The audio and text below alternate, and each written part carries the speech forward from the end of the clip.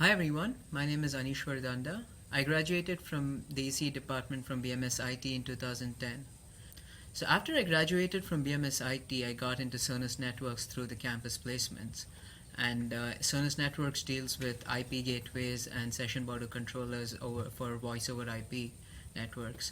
So I was in their testing department and I've tested a lot of VoIP protocols.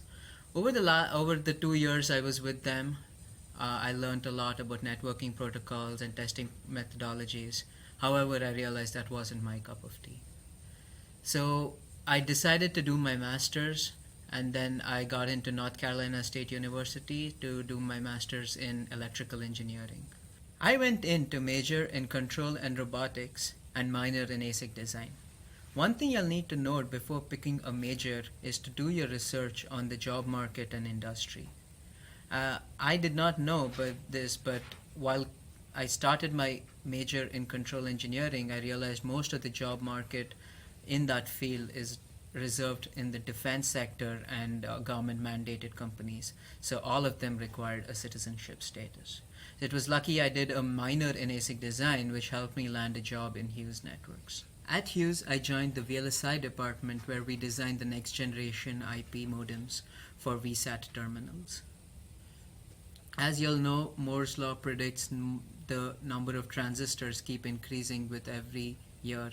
It actually doubles every year, but there is a ceiling to this limit, and I think we are almost approaching the ceiling. Right now we're at a 5 nanometer node, which is extremely expensive to even fabricate. Our company uses the 28 nanometer node, which itself is so expensive it takes around $15 to $20 million to build an ASIC. Due to these high costs in ASIC design, many companies are moving towards FPGAs because they cannot sustain these ASIC costs. And in an ASIC, every mistake that you make, a respin of the spin, can cost millions of dollars.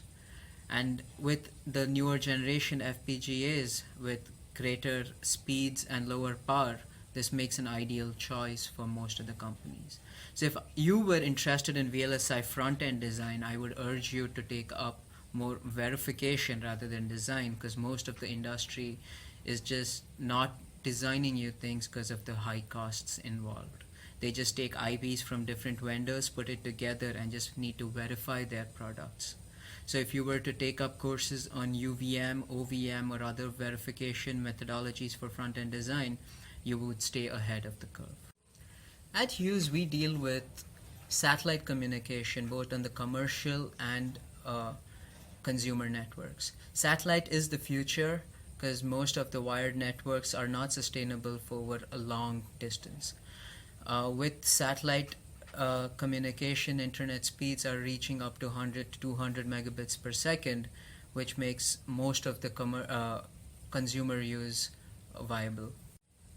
In future, we are coming up with lower orbit LEO satellites with lower latency, which have drawn companies like Google and Facebook to build their networks using either these cluster of lower satellites or drones. So it's a good thing to have this knowledge of satellite communication, networking, basically maintaining networks, because most of these applications involve not just consumer use, but also for cellular backhaul or defense, as well as news radio and disaster recovery, which requires zero to no downtime. So maintaining these networks become a highly complex and a big challenge for everyone. So in conclusion, my advice would be to do a couple of years of relevant work experience and projects before you come in here and do your master's, because there are a sea of people over here, and the only way your resume stands out from another person would be with respect to relevant experience and projects. So I would have shared my contact details with Anil sir if any of y'all want to talk anything further about doing your master's or getting into the VLSI industry, front end, back end. You can always email me, and I'll try to be as helpful as possible. Thank you.